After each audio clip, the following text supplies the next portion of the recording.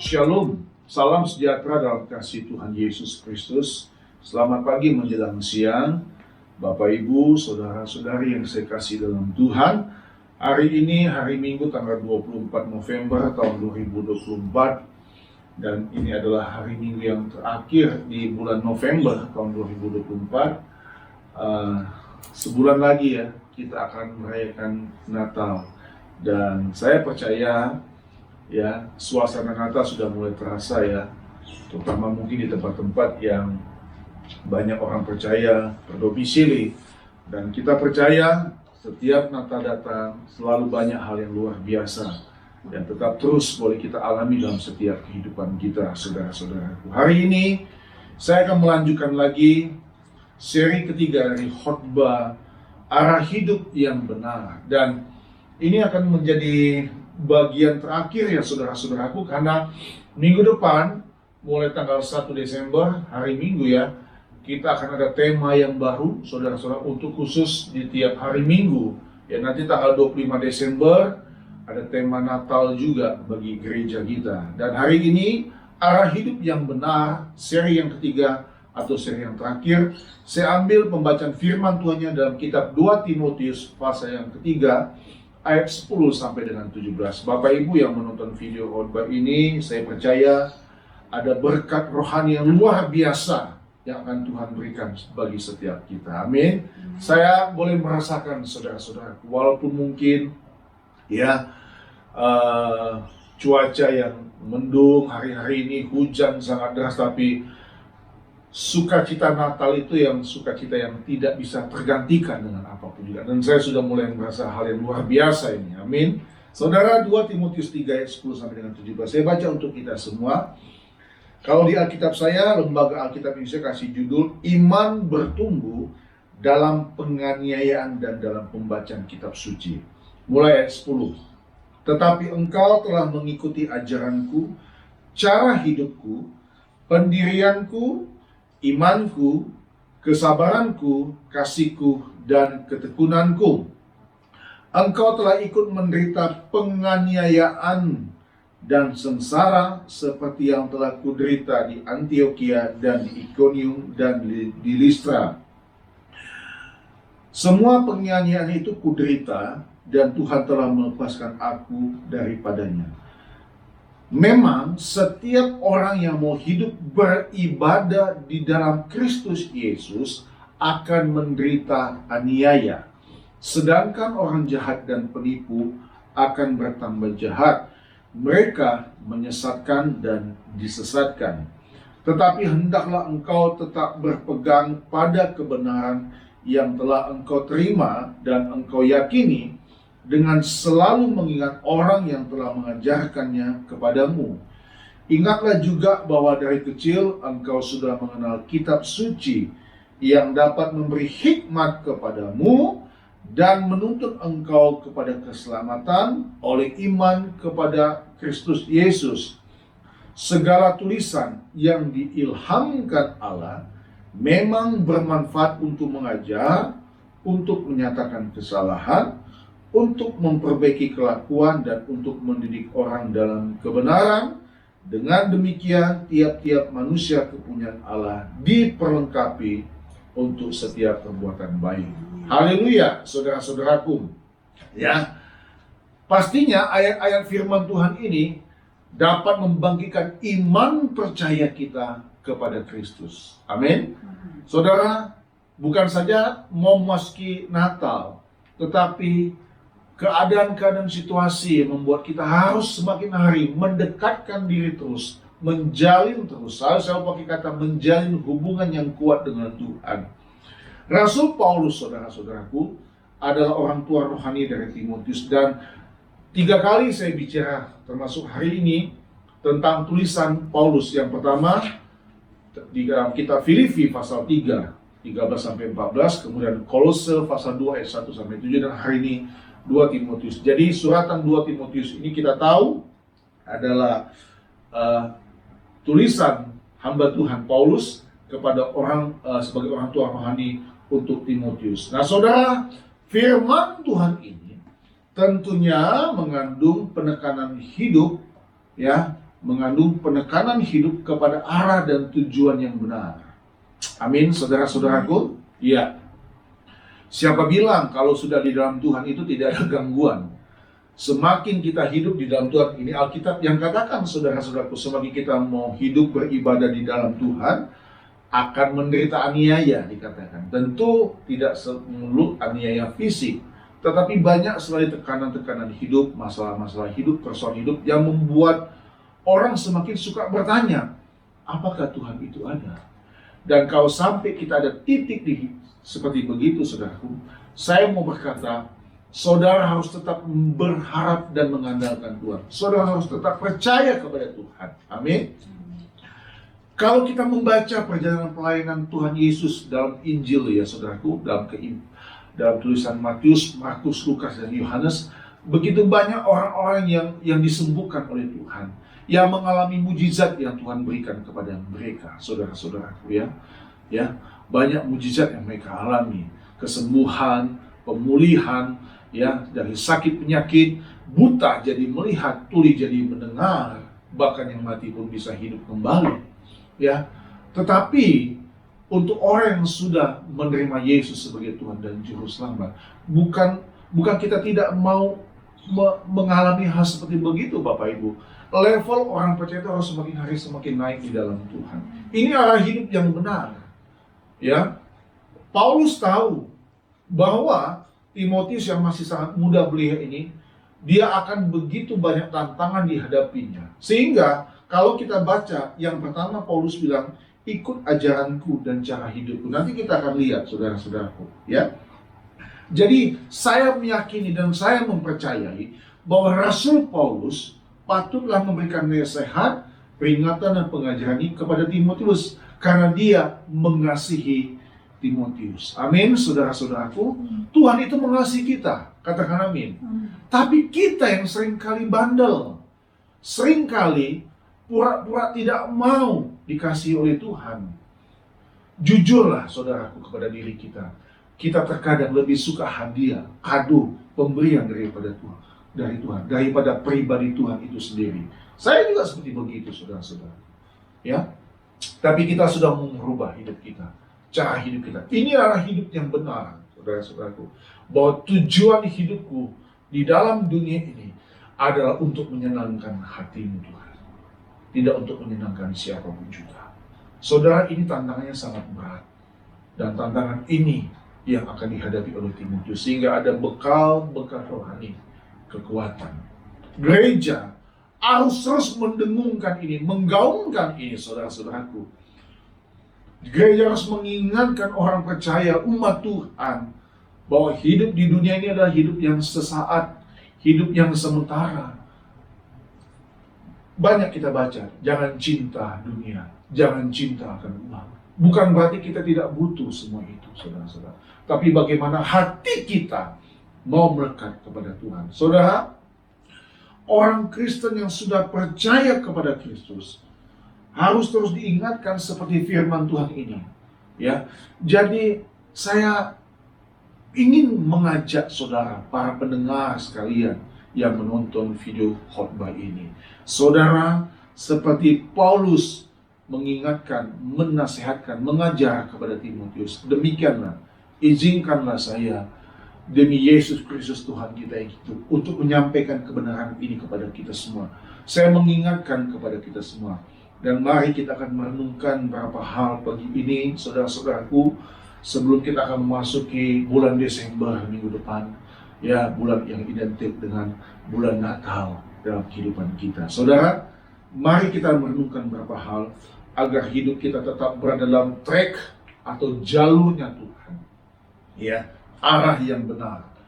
Mari saudara-saudaraku, saya akan mengajak kita untuk membaca, ya, ayat 10 sampai dengan ayat 12. Kembali kita lihat Alkitab kita. Saya baca kembali ayat 10 sampai dengan ayat 12. Tetapi engkau telah mengikuti ajaranku, cara hidupku, pendirianku, imanku, kesabaranku, kasihku, dan ketekunanku. Engkau telah ikut menderita penganiayaan. Bayangkan, masih muda, saudaraku, sudah ikut menderita penganiayaan dan sengsara seperti yang telah kuderita. di Antioquia dan Iconium dan Listra. Hampir banyak tempat Rasul Paulus mengalami hal seperti begini. Ya, semua penganiayaan itu kuderita dan Tuhan telah melepaskan aku darinya. Saudara lihat, luar biasa bukan? Dia tidak pernah lupa untuk mengatakan bahwa Tuhan pasti berkarya di dalamnya. Ayat 12, memang setiap orang yang mau hidup beribadah di dalam Kristus Yesus akan menderita aniaya. Saudara, saya ingin membaca lebih dahulu dalam ayat yang ke-10 tadi dalam terjemahan bahasa Indonesia sehari-hari. Saudara perhatikan, saya baca untuk kita.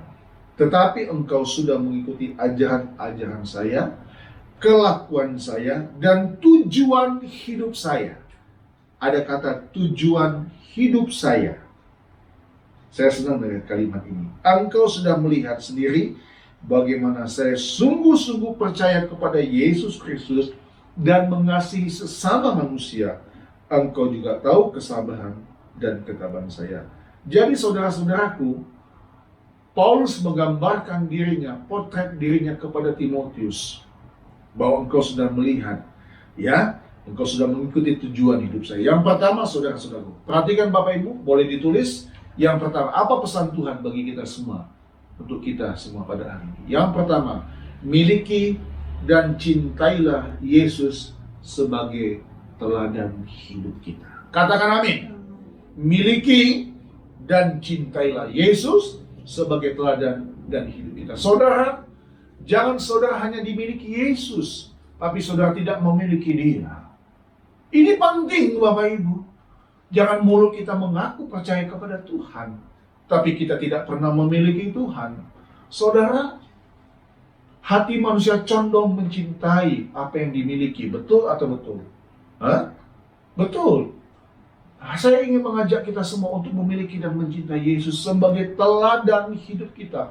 Kalau Paulus bisa menjadi contoh yang potret yang jelas kepada Timotius, saya percaya Sang Maha Agung Yesus Kristus, Dia teladan hidup kita. Jadi saudara, kalau saya mau gambarkan ayat-ayat firman Tuhan ini, ya, kita ingin memandang Kristus sebagai yang utama. Amin. Kita ingin memandang Kristus sebagai yang utama. Saudara lihat, masih muda belia, saudara-saudaraku. Bandingkan dengan anak muda zaman sekarang. Saya pagi tadi bukan kebetulan ya, kita boleh mendengarkan firman Tuhan melalui ada di handphone sambil kami mempersiapkan tempat ibadah, saudara-saudaraku, bahwa generasi sekarang ini hampir banyak dikatakan generasi yang bisa dikatakan generasi yang cengeng, gampang menyerah, ya, kurang berjuang, kurang bekerja keras. Ya, itu hanya sekelumit kata orang yang melihat, walaupun mungkin tidak bisa juga kita mengejar secara umum. Tetapi benar, saudara-saudaraku, ya, Timotius yang masih muda ini, saudaraku, dikatakan engkau telah ikut menderita penganiayaan dan sengsara.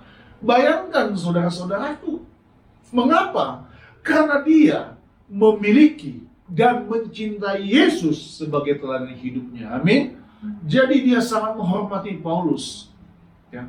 Kalau dia bisa menghormati Paulus, kalau dia bisa mengikuti Paulus sebagai teladan hidup kita, saya percaya Timotius mengikuti juga Sang Guru Agungnya, yaitu Yesus Kristus Tuhan.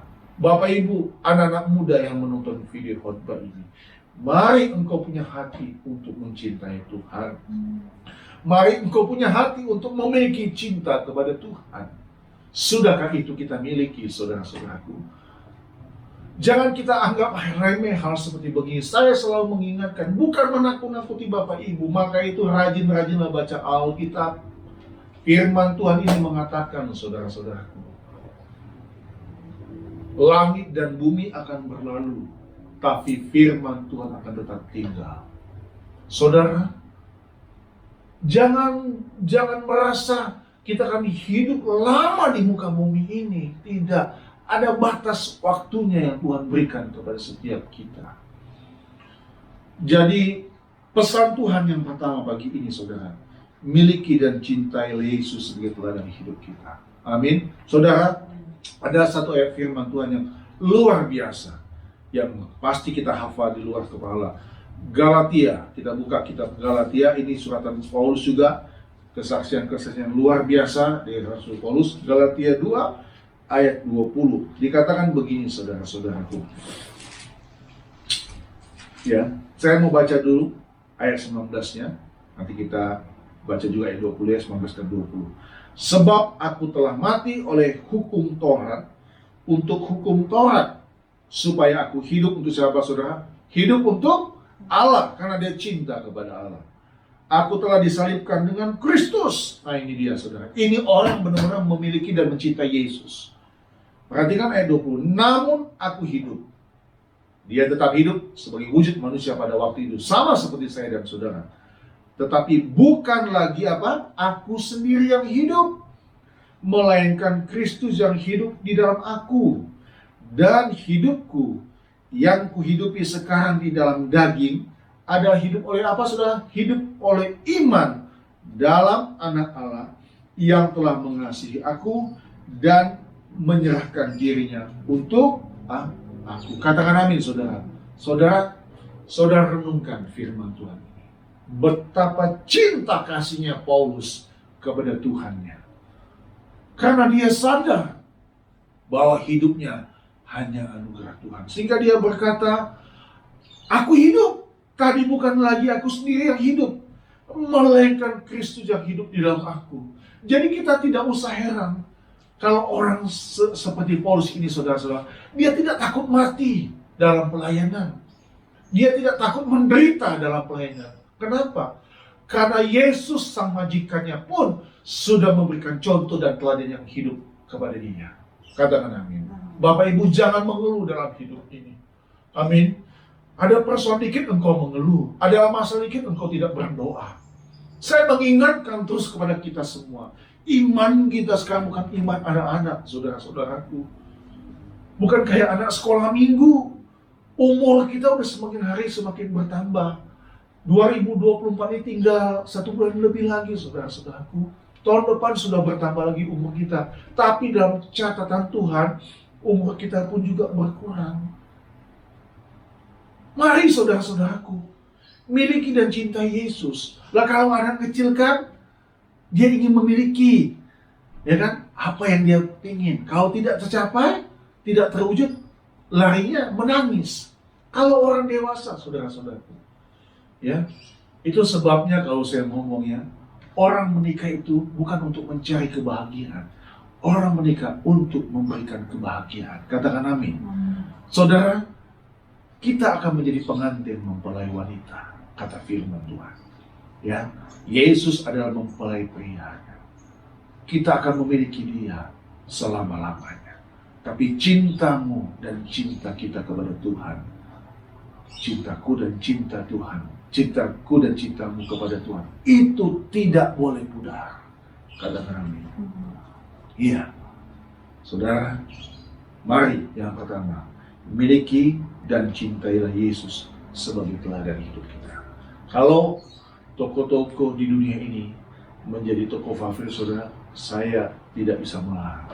Tapi tentu hanya Yesus yang sempurna. Amin. Yang kedua, saudara, kembali kita baca ayat firman Tuhan dalam 2 Timotius pasal 3. Saya baca bagi kita semua ayat yang ke-14. Yang kedua ayat.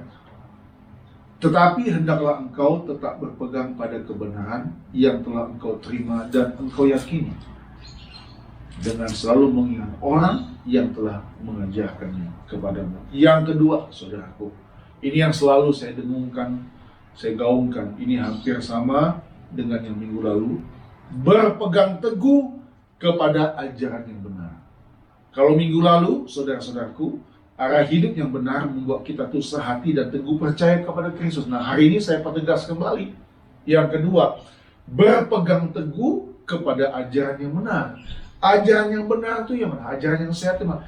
Ya firman Tuhan ini, Bapak Ibu. Firman Tuhan ini. Nah, saya ingin ajak saudara-saudaraku untuk kita, puji Tuhan Bapak Ibu, ada sedikit ya, ada sesuatu ya, jadi saya lanjutkan kembali. Yang kedua, saudaraku, berpegang teguh kepada ajaran yang benar. Ya, kita berpegang teguh kepada ajaran yang benar. Ya. Nah, Bapak Ibu, ya, ini penting. Maka mau tidak mau, saudara-saudara, menghadapi dunia yang semakin hari semakin maju, semakin begitu hiruk pikuk dunia ini, saudara jangan sampai terlena. Nah, saya akan mengajak kita untuk melihat dulu 2 Tesalonika 2 ayat yang ke-15. Kita baca bersama-sama 2 Tesalonika 2 ayat yang ke-15. 2 Tesalonika 2 ayat yang ke-15. Saudara, begini bunyi firman Tuhan. Sebab itu berdirilah teguh dan berpeganglah pada ajaran-ajaran yang kamu terima dari kami, baik secara lisan maupun secara tertulis. Katakan amin. Saudara, saya waktu baca ini bersama Ibu Gembala pagi waktu beberapa hari lalu, ini jadi satu quote note, satu catatan yang penting. Apalagi judulnya dipilih untuk diselamatkan. Ya kan, ini kayak Natal aja juga, saudara-saudara. Ya. Sebab itu berdirilah teguh dan berpeganglah pada ajaran-ajaran yang kamu terima dari kami, baik secara lisan maupun secara tertulis. Katakan amin, saudara. Apa yang saya suka sampaikan melalui khotbah ini secara lisan, betul nggak? Atau melalui smartphone, itu ada WA, ya kan? Pesan-pesan firman Tuhan ini saya sampaikan. Saya ingin mengingatkan sifatnya untuk kita tuh punya pendirian yang teguh dan berpegang pada ajaran yang benar. Jadi saudara-saudaraku, ya, bagaimana agar hidup kita tetap berada dalam arah yang benar? Yang pertama tadi, miliki dan cinta Yesus sebagai teladan hidup kita. Kalau ini sudah fondasinya kuat, maka kita akan berpegang teguh pada ajaran yang benar. Katakan amin. Saudara, jangan main-main dalam hidup ini. Ya. Jangan main-main dalam hidup ini. Tidak ada tulisan yang luar biasa selain tulisan Alkitab, firman Tuhan. Kalau saya mau tambahkan ya saudara-saudaraku, bagi kita semua, ayat yang ke-15 dan 16. Saya tambahkan lagi 2 Timotius tadi ya. 2 Timotius untuk poin yang kedua itu, ya. Ingatlah juga bahwa dari kecil engkau sudah mengenal kitab suci yang dapat memberi hikmat kepadamu. Minggu lalu yang saya sampaikan juga ya, kalau kita arah hidup yang benar itu membawa kita mengenal rahasia-rahasia Allah. Masih ingat kan minggu lalu kan? Ya kan? Membawa kita mengenal rahasia Allah. Nah, kalau hari ini, saudara lihat, dari kecil Timotius sudah kenal Alkitab yang dapat memberi hikmat kepadamu. Saudara, Alkitab, kitab suci dapat berikan hikmat kepada saudara, dan kemudian dalam menuntut engkau kepada keselamatan oleh iman kepada Kristus Yesus. Waduh, ini luar biasa saudara. Makanya berita Natal itu dari sini, dari firman Tuhan ayat 16. Segala tulisan yang diilhamkan Allah memang bermanfaat untuk mengajar, untuk menyatakan kesalahan, untuk memperbaiki kelakuan, dan untuk mendidik orang dalam kebenaran. Saudara, yang kedua ini sangat penting, berpegang teguh kepada ajaran yang benar. Jadi kalau saudara ditegur, saudara diingatkan, jangan saudara marah. Yang mengingatkan saudara ini adalah hamba Tuhan. Saya sebagai gembala punya kewajiban untuk mengingatkan kita semua, bahwa kalau engkau salah, engkau keliru, itu dikasih tahu, diingatkan. Haleluya saudara-saudara, engkau tidak boleh marah. Amin. Sedikit-sedikit ngambek, aduh sudah harus ditinggalkan saudara. Cara-cara seperti begitu nggak boleh. Ya, apa sih yang saya mau cari dalam hidup ini saudara sebagai hamba Tuhan? Saya mengingatkan orang, mengingatkan saudara sebagai jemaat. Kalau saudara rajin ke gereja, kan saudara tuh punya keuntungan yang luar biasa. Pagi tadi kita baca ibadah itu ya mengandung janji untuk hari ini dan hidup yang akan datang. Luar biasa saudara-saudaraku.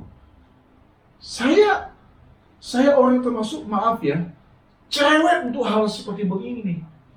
Walaupun saya tahu saya juga tidak bisa memaksa orang untuk berubah, karena itu bagian yang pekerjaan Roh Kudus. Tapi sebagai hamba Tuhan, saya punya kewajiban untuk mengingatkan engkau. Haleluya, saudara-saudaraku.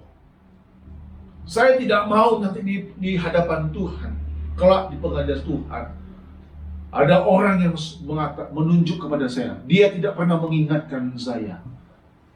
Saya ingin hidup saya bersih di hadapan Tuhan kelak, saudara-saudaraku. Bahwa apa yang pernah saya ajarkan selagi saya masih hidup di dunia ini, saya sudah pernah sampaikan kepada Bapak Ibu.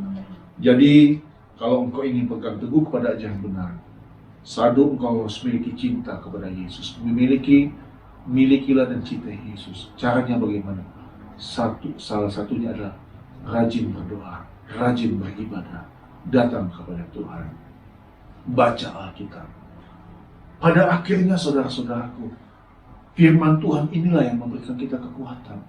Bahkan tadi kita baca ya, kitab suci memberikan hikmat kepadamu dan menuntun engkau kepada keselamatan.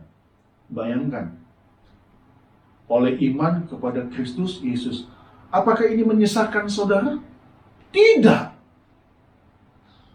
Kalau ada orang yang berkata, ini adalah kitab yang palsu, tidak usah didengar saudara-saudara. Tidak usah. Tadi kan kita sudah tahu bahwa orang yang mau ibadah di dalam Tuhan itu menderita aniaya, fitnah. Tapi saya pastikan saudara-saudaraku bahwa keselamatan itu hanya di dalam Yesus Kristus. Yang ketiga, yang terakhir, sudah untuk menutup semua dari seri khotbah kita untuk arah hidup yang benar. Saya berdoa kiranya setelah khotbah ini kelar, saudara sudah memposisikan diri saudara untuk berada pada jalur yang benar. Ya saudara-saudaraku, karena nanti kita akan lihat siapa yang di depan kita. Pastinya sang perang abadi. Ya. Yang ketiga ayat 17. 2 Timotius 3 ayat 17. Dengan demikian, ya, setelah tulisan ini dari ayat 10 sampai 16 ditutup Paulus dengan kata dengan demikian. Ini tujuan akhirnya. Tiap-tiap manusia kepunyaan Allah diperlengkapi untuk setiap perbuatan baik. Saya senang dengan kata kepunyaan Allah itu man of God. Orang yang memiliki Kristus dalam hidupnya. Itu seperti tulisan di Galatia tadi, saudara-saudara. Ya, aku hidup, tetapi bukan aku lagi yang hidup, tetapi Kristus yang hidup di dalam aku. Nah, dengan demikian ayat 17, tiap-tiap manusia kepunyaan Allah diperlengkapi untuk setiap perbuatan baik. Yang ketiga, saudara, sederhana saja. Yang ketiga, setia melayani dan selalu berbuat baik. Katakan amin. Saudara, kalau Bapak Ibu lahir dari hatimu kesetiaan untuk melayani Tuhan, pasti saudara rajin untuk berbuat baik. Amin. Tidak mungkin kita bisa menyenangkan Tuhan yang mungkin yang tidak kelihatan dengan kasat mata kalau kita tidak bisa mengasihi manusia. Saudara, banyak orang di dunia memilih arah hidup yang salah di mata Tuhan. Ini keprihatinan saya secara pribadi. Saya rindu, saya mau jadi satu keprihatinan kita semua. Banyak orang di dunia ini memilih arah hidup yang salah di mata Tuhan. Nah, tugas kita apa, saudara? Tugas kita mendoa dan mengingatkan. Tugas kita apa, Bapak Ibu? Apa? Mendoakan dan mengingatkan. Kita sudah ditebus. Ya, kita sudah diselamatkan oleh karya Yesus di kayu salib. Arah hidup kita berubah total karena anugerahnya. Wah, ini saya tulis di buku catatan bawah saya, karena anugerahnya. Nanti kita nyanyi lagu ya, saudara. Tuhan kau sungguh besar, anugerahnya mempesona.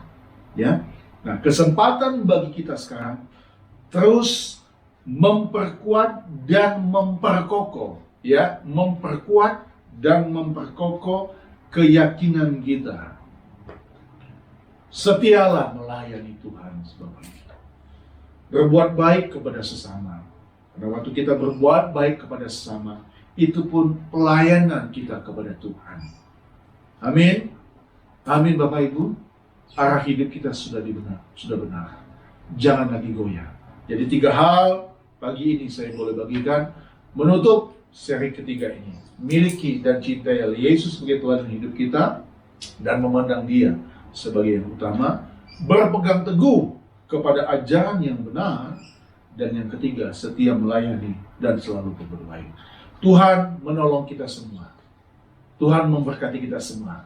Terpujilah nama Tuhan untuk selama-lamanya. Haleluya. Mari semua kita bangkit berdiri. Tuhan Yesus memberkati kita semua. Amin. Puji Tuhan.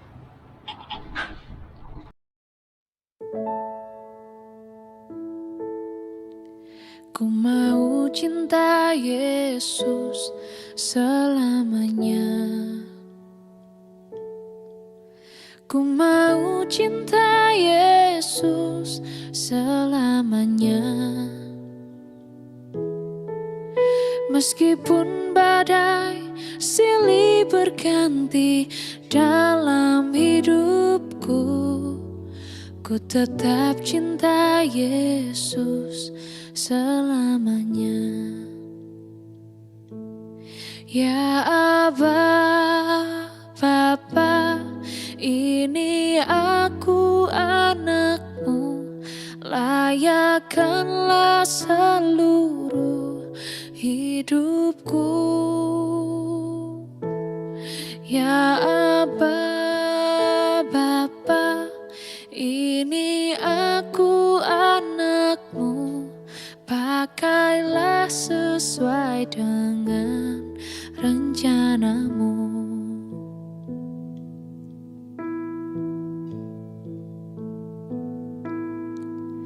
Ku mau cinta Yesus selamanya. Ku mau cinta Yesus selamanya. Meskipun badai silih berganti dalam hidupku, ku tetap cinta Yesus selamanya.